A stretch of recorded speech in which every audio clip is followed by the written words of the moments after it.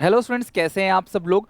Foreign exchange rate chapter आज हम and करेंगे। लास्ट टॉपिक, छोटा सा पार्ट है, ज़्यादा कुछ इसके अंदर है नहीं, लेकिन ध्यान से देखना क्योंकि 1 मार्क में एमसीक्यू इस टॉपिक से पूछा जा सकता है। और वो है क्लास फॉरेन एक्सचेंज रेट में टर्म 1 के लिए थर्ड पार्ट। अगर आपने पार्ट 1 और पार्ट 2 नहीं देखा तो बहुत इंपॉर्टेंट थे दोनों पार्ट को ध्यान से अच्छे से समझना। क्लास अप्रोक्सीमेटली 1 to 2 मार्क्स का उन पार्ट से कवर होगा। तो स्टार्ट करते हैं इसका थर्ड पार्ट। और थर्ड पार्ट में सीखना हमें क्या, मैनेज फ्लोटिंग, जो कि एक थर्ड टाइप का एक्सचेंज रेट है। हमने फिक्स्ड एक्सचेंज रेट सिस्टम पढ़ लिया, हमने फ्लेक्सिबल पढ़ लिया। फिक्स में गवर्नमेंट रेट सेट करेगी, फ्लेक्सिबल में रेट सेट करने वाली जो बॉडी है वो है मार्केट, और यानी मार्केट में होने वाली डिमांड और मार्केट में होने वाली सप्लाई। और लास्ट है क्लास मैनेज फ्लोटिंग। इसे हाइब्रिड रेट ऑफ एक्सचेंज या डर्टी फ्लोटिंग भी कहते हैं, यानी कि जो फिक्स्ड है और प्लस फ्लेक्सिबल, उन दोनों एक्सचेंज रेट को जोड़कर जो आता है उसे बोलते हैं मैनेज फ्लोटिंग। अब ये होता क्या है, ध्यान से अच्छे से मेरी बात समझना। शायद इतना अच्छे से क्लास किसी ने ना बताया, बहुत जो कन्फ्यूजन रहता है इसमें, आज कोई कन्फ्यूजन नहीं रहेगा, ध्यान सुनना। $1 पहले था 50 रुपए का, फिर हुआ 52 का, फिर 58 का, फिर 60 का, फिर 70 का, और फिर 73 का। तो डॉलर का जो रेट है वो कंटिन्यू बढ़ता चला जा रहा है। इसका मतलब क्या हो रहा है, एप्रिसिएशन या डेप्रिसिएशन। क्लास ये हो रहा है डेप्रिसिएशन। अगर डॉलर का रेट कंटिन्यू बढ़ता चला जाएगा, this is called depreciation of domestic currency, यानी हमारी करेंसी कमज़ोर होती चली जा रही है। हम पहले 50 रुपये देते थे सेम डॉलर के लिए, फिर 60 देने लगे, फिर 70 देने लगे, और अब 73 रुपये दे रहे हैं $1 के लिए ही। तो यानी हमारी करेंसी कितनी कमज़ोर हो रही है। ऐसे तो हमें बहुत ज़्यादा पैसा चाहिए होगा थोड़ा सा भी सामान खरीदने के लिए, इसलिए ये और ना बढ़े, ये यहीं पे रुक जाए, इसके लिए क्लास आरबीआई, आप सबको पता है क्लास की रिजर्व बैंक ऑफ इंडिया जो है हमारी कंट्री का सेंट्रल बैंक है, और इसके पास फॉरेन करेंसी का भंडार है, यानी कि RBI is the custodian of foreign exchange reserve. तो आरबीआई मार्केट में फॉरेन करेंसी की सप्लाई को बढ़ा देता है। कहीं से हमारे पास अगर आ जाएगा डॉलर तो सप्लाई बढ़ गई, सप्लाई बढ़ गई तो प्राइस कम। तो आरबीआई सप्लाई को क्या करता है क्लास, बढ़ा देता है। जैसे ही आरबीआई सप्लाई को बढ़ाएगा, रेट जो है बढ़ना बंद हो जाएगा। रेट कम या उतना ही रहेगा एक लिमिट्स के अंदर, उससे ज़्यादा नहीं बढ़ेगा। क्योंकि आप सबको मैं पहले ही पार्ट 2 में बता चुका हूँ कि अगर फॉरेन करेंसी की सप्लाई बढ़ेगी, चाहे सप्लाई आरबीआई ने बढ़ाया हो या फॉरेन टूरिस्ट ने या फॉरेन इन्वेस्टर्स ने, सप्लाई अगर बढ़ेगी तो रेट जो है वो क्या हो जाएगा, आप देख रहे हो यहाँ पे रेट क्या हो गया, डाउन हो गया। तो यानी कि when domestic currency is heavily depreciating, जब डोमेस्टिक करेंसी कंटिन्यू डेप्रिशिएट होता चला जा रहा है, तो आरबीआई एक स्टेप लेता है इस करेंसीज को, इसको मतलब रेट को मेंटेन करने के लिए। और आरबीआई क्या करता है क्लास, फॉरेन करेंसी की सप्लाई बढ़ा देता है ताकि एक्सचेंज रेट डिजायर्ड लिमिट्स के अंदर रहे। इस पूरे प्रोसेस को मैनेज फ्लोटिंग या डर्टी फ्लोटिंग कहते हैं, इसे हाइब्रिड रेट ऑफ एक्सचेंज कहते हैं। क्योंकि यहाँ पे देखो, रेट मार्केट की वजह से कम हो रहा है, प्लस गवर्नमेंट ने इंटरवेंट किया, तो यानी कि फॉरेन जो फिक्स एक्सचेंज रेट है और जो फ्लेक्सिबल है, दोनों ने मिलकर रेट डिसाइड किया। This is called manage floating.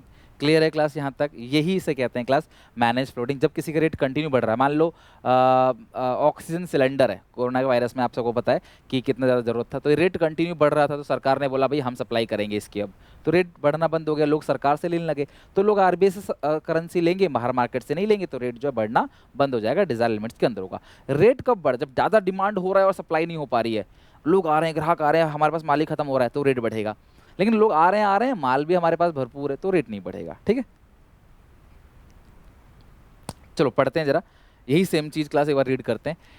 It is a system in which exchange rate is determined by the market force. Exchange rate तो मार्केट ही डिटरमाइन करेगा, and supply in the international money market. But when domestic currency is heavily depreciating, then Reserve Bank of India intervenes to place some influence. कौन करता है, RBI. Option में आ सकता है RBI. Exchange rate so that it remains within the desired limit. It is also called dirty floating. Here RBI sell foreign exchange in international money market so that supply of foreign exchange increase, supply बढ़ेगा। और manage floating is a hybrid, और आप कह सकते हो fixed और flexible का mix है। ओके, चलो मैनेज फ्लोटिंग क्लियर हो गया। सेकेंड टॉपिक, डेप्रीशिएशन और डीवैल्यूएशन। $1 का प्राइस था 20 रुपए, अब हो गया 30 रुपये, इसे बोलते हैं डेप्रीशिएशन। $1 का प्राइस था 2 ग्राम गोल्ड और अब हो गया 1 ग्राम गोल्ड, तो इसे क्लास हम लोग क्या बोलते हैं, डीवैल्यूएशन।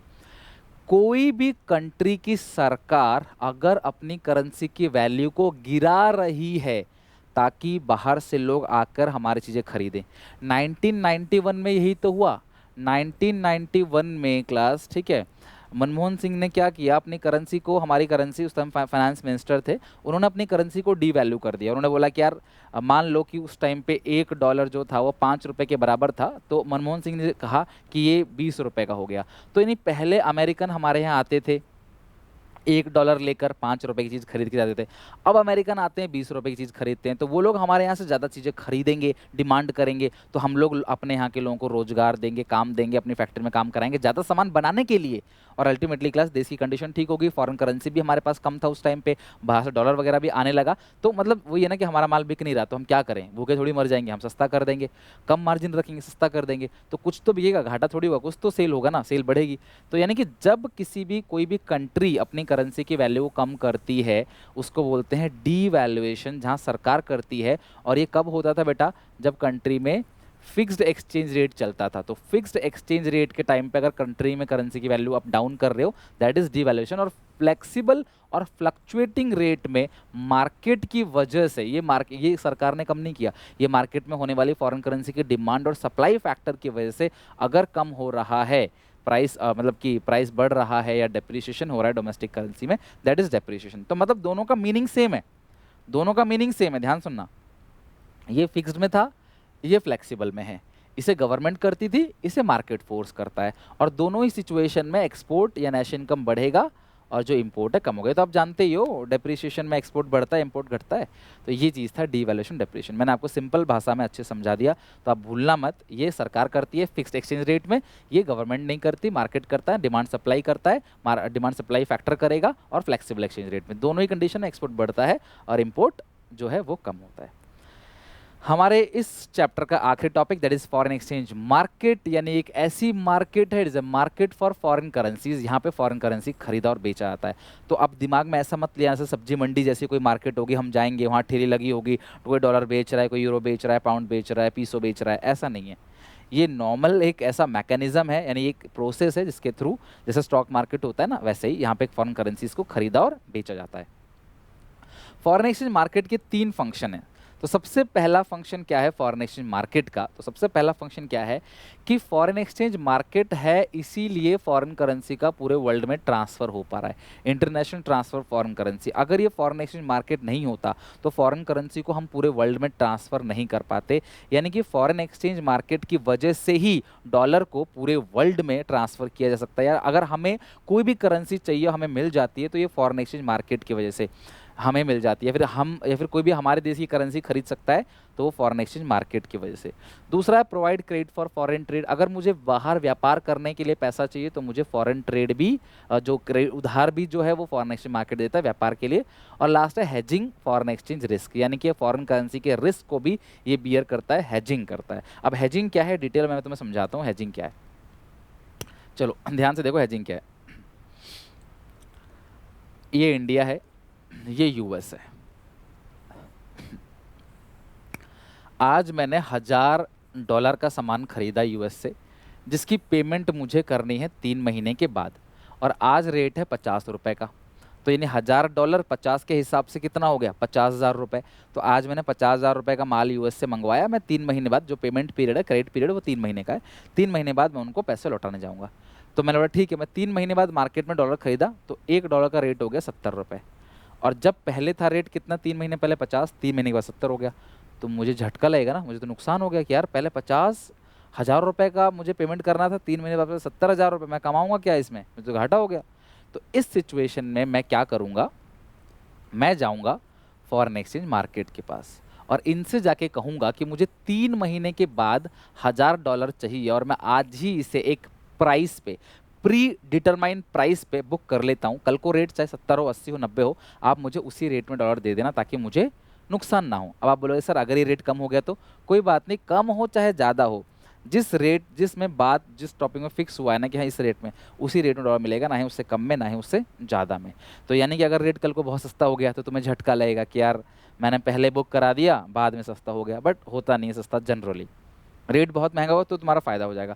ये कुछ ऐसा है, जैसे मान लो मेरे घर में 1 साल बाद शादी है, तो आज ही मैं सुनार के पास जाके गोल्ड बुक करा आता हूँ। बहुत सारे लोग करते हैं, गोल्ड को बुक कराते हैं कि अभी ठीक है हमें आधा किलो 1 किलो सोना चाहिए इस डेट के बाद, तो वो उस प्राइस पे, पुरानी प्राइस पे बुक कर देते हैं, ताकि कल को रेट कितना ही महंगा क्यों ना हो आपको झटका ना लगे, आपको शॉक ना लगे। This is called hedging foreign exchange risk. तो क्या क्या फंक्शन है क्लास मार्केट के?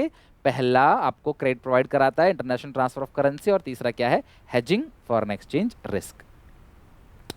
बड़ा फॉरेन एक्सचेंज मार्केट होता है 2 टाइप का। पहला स्पोर्ट मार्केट, जहाँ पे अगर मुझे डेली डॉलर चाहिए, मुझे आज चाहिए, आज डिलीवरी चाहिए। कुछ लोग सुबह डॉलर खरीद के शाम को बेचते हैं। सुबह खरीदे डॉलर 70 रुपये का, शाम को 71 का हो गया, 71 का बेच दिया, $1 पे $1 कमाया, $100 पे 100, $1000 पे 1000, $1,00,000 पे $1,00,000।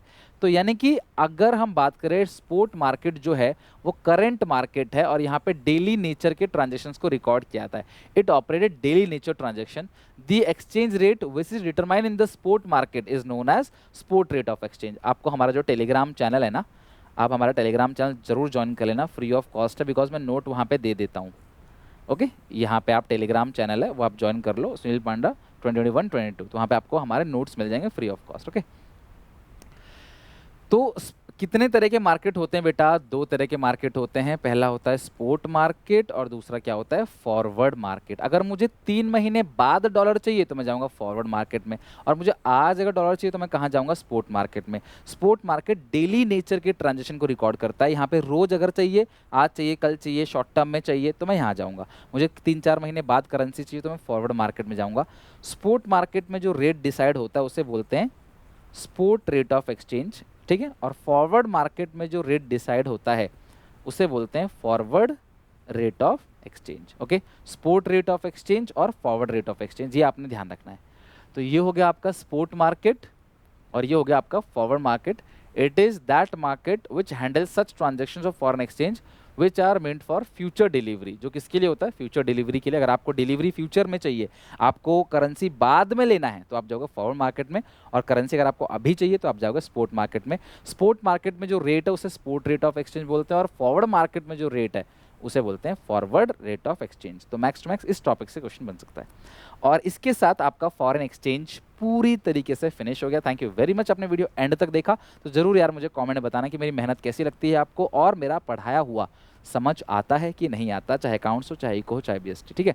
तो god bless you, take care. Video को लाइक जरूर कर देना, क्लास सब्सक्राइब चैनल कर लेना, बेल आइकन दबा देना, जल्दी इसके एमसीक्यूज मिलेंगे आपको, और हम अगला चैप्टर भी स्टार्ट कर देंगे, that is balance of payment. तब तक के लिए टेक केयर, बाय बाय, मिलते हैं नेक्स्ट वीडियो में।